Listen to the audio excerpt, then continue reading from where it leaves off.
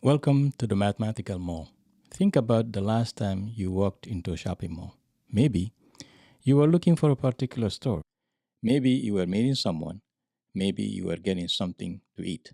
Or maybe you were simply walking around. But here is something you probably were not thinking about: mathematics. And yet, from the moment you enter the parking lot, mathematics is everywhere. The number of parking spaces, the distance from your car to the entrance, the width of the hallways, the location of the store, the speed of the escalator, the number of people moving through the building, even the distance between the food court and department stores. None of this happens randomly. A shopping mall is really a giant mathematical system designed to move thousands of people through a limited amount of space. So today, grab your imaginary shopping bag and your calculator because we are going shopping for the hidden mathematics of shopping malls. How big is a shopping mall? Let's begin with something simple: area. When we describe the size of a mall, we usually use square feet, at least here in the US. Suppose a mall contains 1 million square feet. That sounds enormous, but what does 1 million square feet actually look like? Let's create a simple square.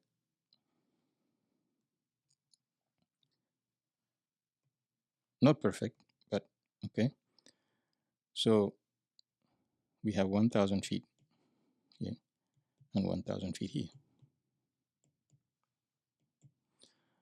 As we recall, area is equal length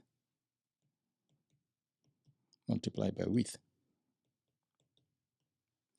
So 1,000 multiplied by 1,000, that gives us 1 million. Okay. Of course, real malls aren't perfect squares.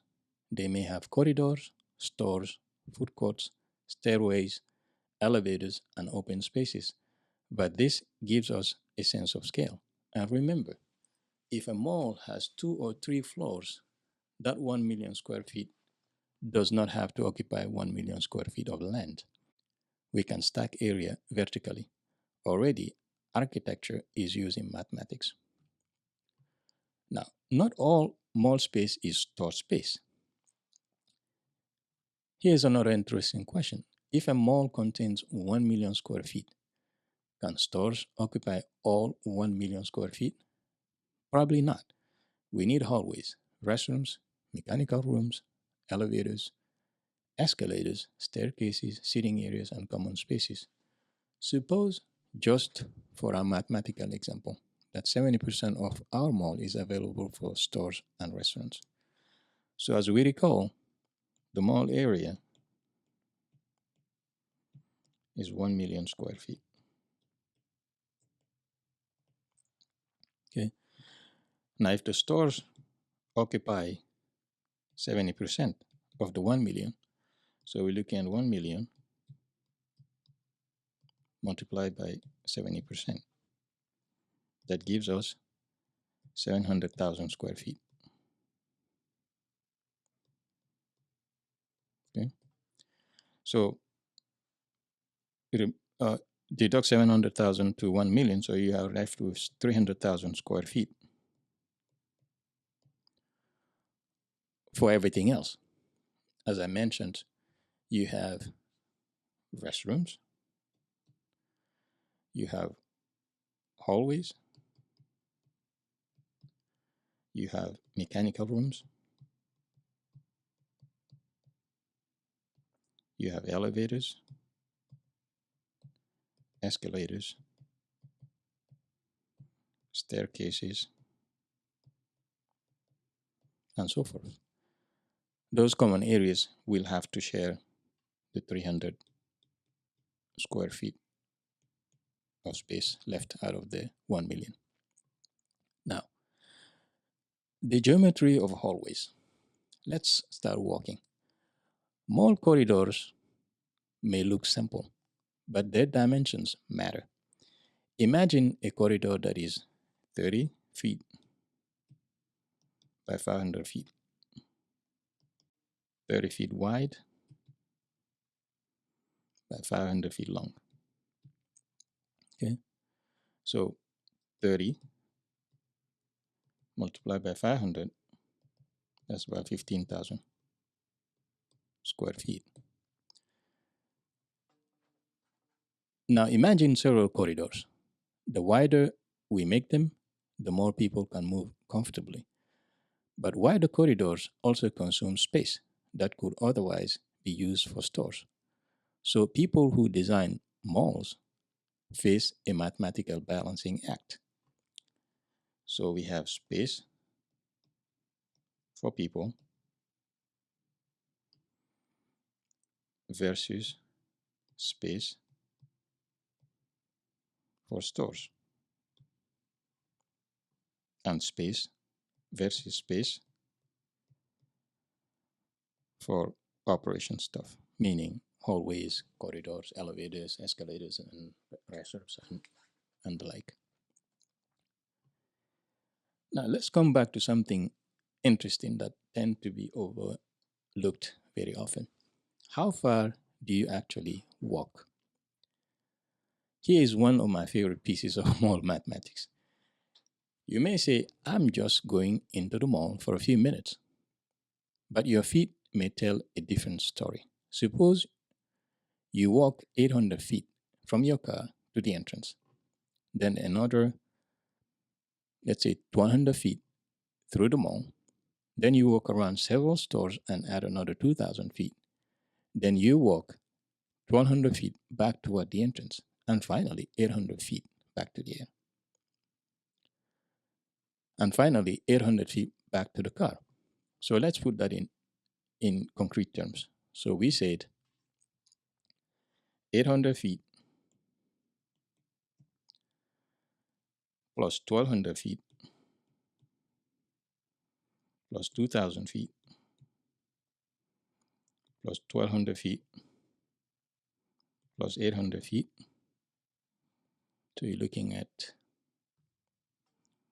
6,000 feet. Now let's remember that 1 mile is equal to 5,280 feet. So the 6,000 divided by 5,280, that gives us roughly 1.14 miles.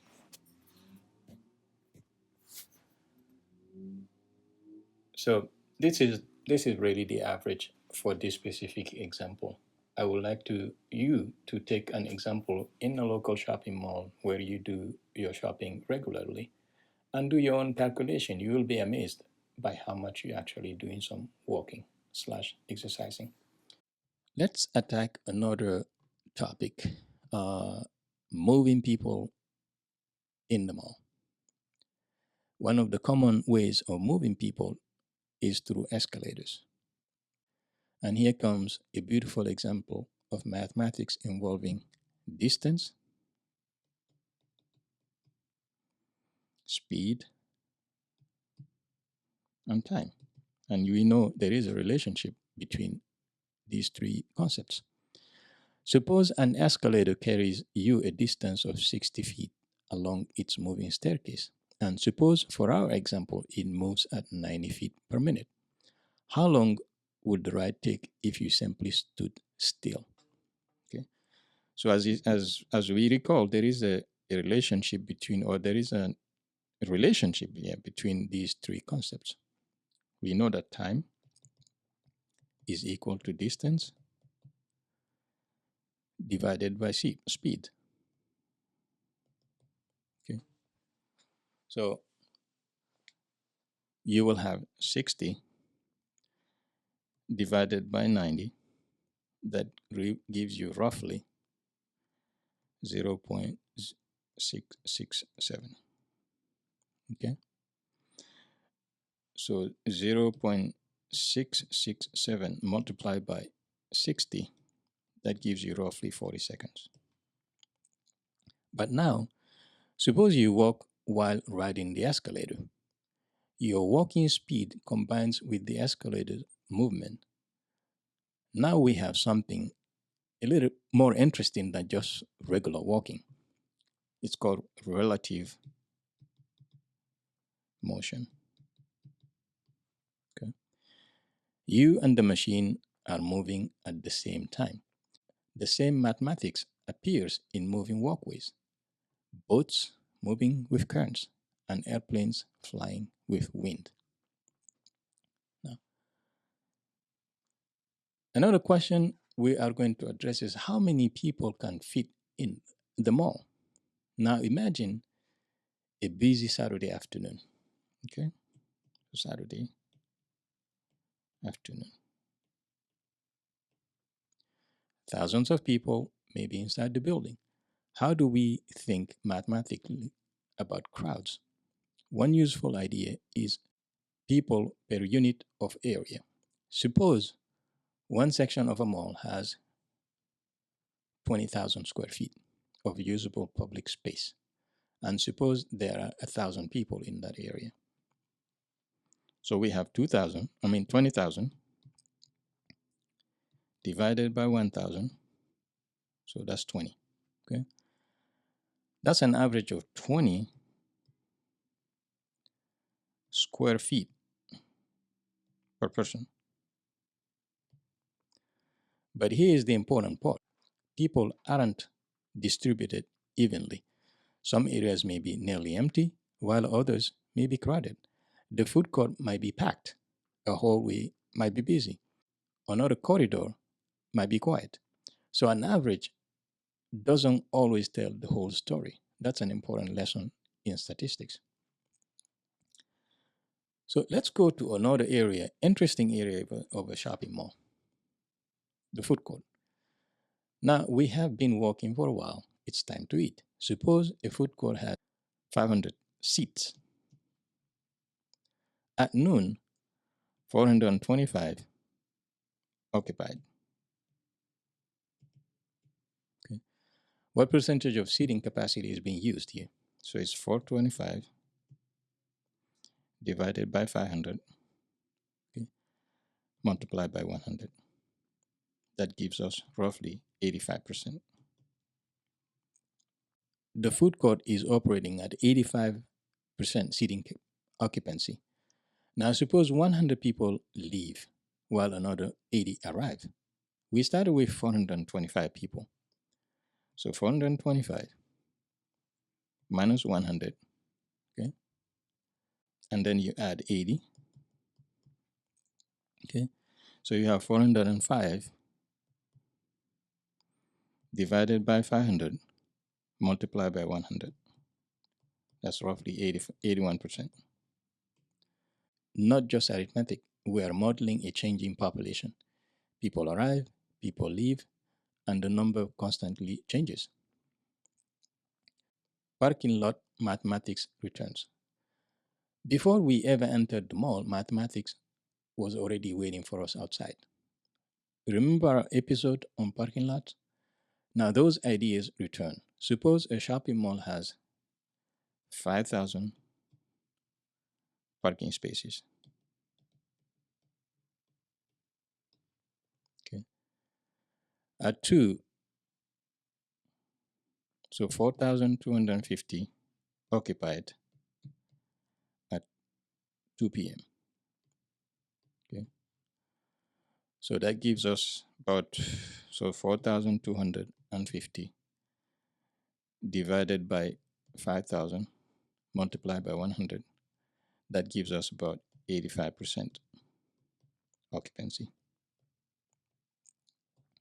Okay. Which means 15% is available space. Okay. So that's translated concretely is 5,000 multiplied by 15%. So we're about 750 spaces. 750. Okay. But there is another problem. Those 750 spaces may not be anywhere near where you want to park. That's where geometry, distance, and traffic flow enters the equation. Why are the stores where they are. Now, look at a mall directory. Something interesting happens. Stores aren't simply scattered randomly across the building. Large stores can act as major destinations. Restaurants may cluster around food areas. Escalators connect important traffic paths. Entrances bring people into specific locations. Let's make a simple map. Okay, so let's do a rectangle like this. You have store A here. Okay, store B here. Okay, you have the food court somewhere here.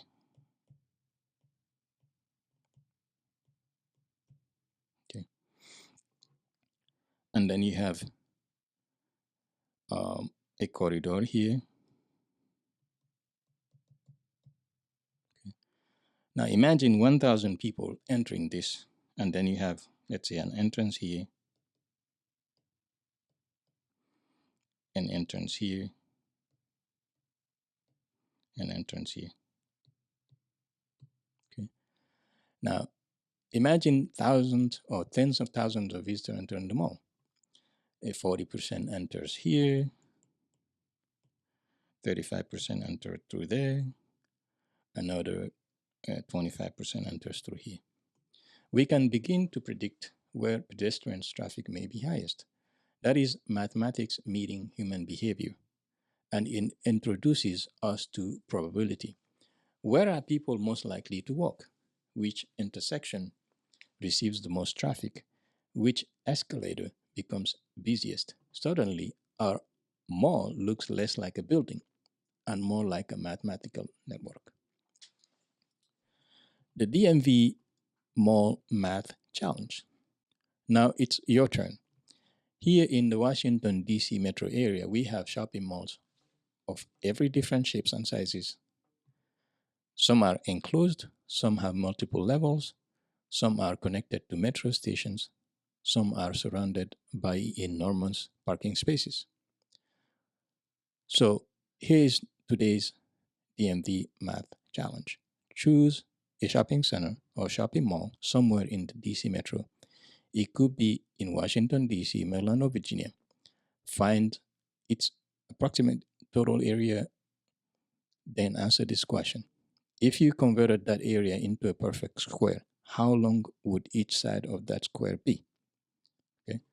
Remember, area is equal side square. Okay. So therefore, side is equal to square root of area. Okay. So if your mall were exactly 1,000,000 square feet, okay, so your imaginary square mall would measure 1,000 by 1,000. Now again, find in the real DMV or anybody watching this video from either in the US, outside of the US, find a mall, do the calculation, and post your answers in the comments. In conclusion, you are in fact never just shopping. The next time you walk through a shopping mall, look around. The floor beneath you is geometry. Okay. The escalator is rate and motion.